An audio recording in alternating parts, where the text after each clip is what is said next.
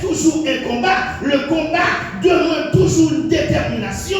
Le combat demande toujours des efforts. Et dans la vie en général que nous vivons, eh bien, nous sommes en guerre. Je vous ai dit, nous sommes en guerre. Nous sommes en guerre. Et toutes sortes de guerres, nous sommes en guerre spirituelle, mais aussi nous sommes en guerre physique.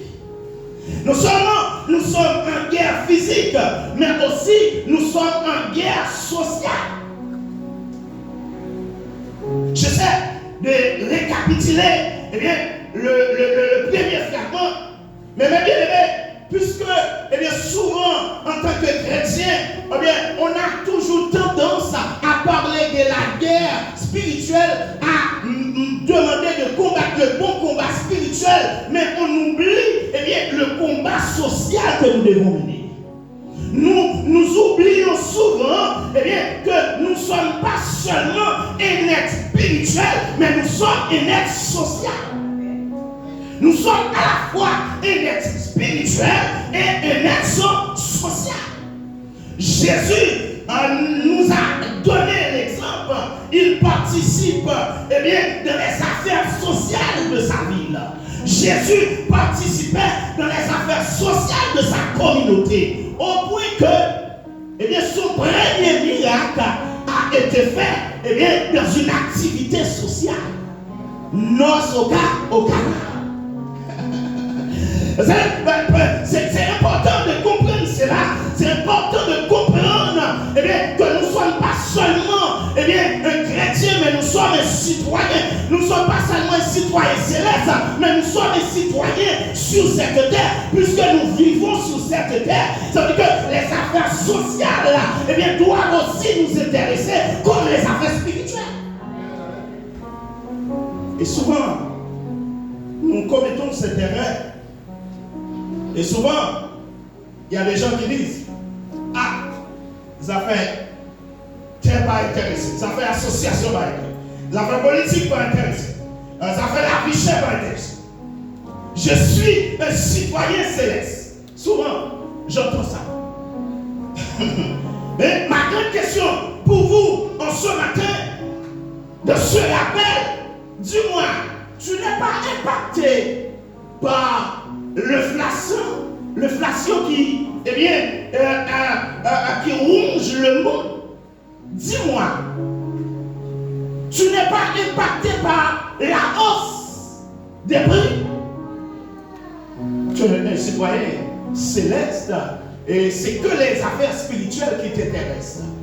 Est-ce que quand tu vas dans les lignes-service, ma soeur, mon frère, est-ce que, tu dis, moi je suis un citoyen céleste avec la Bible en main pour dire, si la bouteille d'huile vendait, 2,50 €, je dois le payer 2,50 € toujours.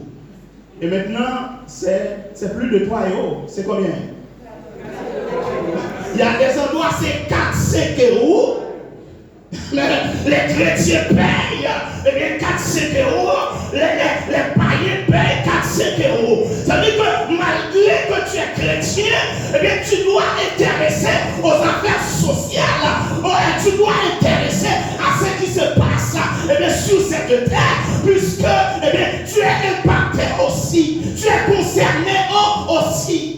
Ma soeur, je viens vous dire, mon frère, je viens vous dire, non seulement, tu dois t'intéresser, à nourrir, ton âme, afin d'être prêt pour monter au ciel. C'est important, mais aussi, tu dois aussi contribuer à ton bien-être social. Prédicateur, pasteur, non seulement, tu nourris le peuple de Dieu, avec la nourriture spirituelle, mais aussi, tu dois travailler afin que, ce peuple-là soit épanoui dans cette société. Puisque le bon combat, ce n'est pas seulement un combat spirituel, le bon combat, c'est un combat aussi social. Ma soeur, mon frère, c'est important de comprendre cela. C'est important de comprendre que combattre le bon combat, c'est combattre l'injustice sociale. c'est combattre l'injustice raciale, c'est combattre l'injustice conjugale, c'est combattre la discrimination, c'est combattre le racisme. Le bon combat, combattre le bon combat, c'est aussi ça. C'est pas seulement combattre le péché, mais c'est combattre l'injustice sociale. C'est combattre la discrimination. Oui, nous avons besoin d'une église qui lutte contre l'inégalité, la pauvreté, la misère, la vie chère. Une église qui combatte contre la violence. Enfin, certainement, combattre le bon combat, c'est combattre, eh bien, le péché, c'est fuir le péché, c'est s'éloigner du péché, car le salaire du péché, c'est la mort. Alors, si l'on est ici pour le premier fragment du sujet, si l'on est ici pour eh bien, combattre le bon combat, qu'en est-il pour le deuxième fragment? Qu'en est-il pour le deuxième fragment? Le combat de la foi. Puisque le sujet complet, c'est combattre le bon combat de la foi. Ah, on va commencer à pécher. Un ami aimé, certainement, la foi est une ferme assurance des choses qu'on espère.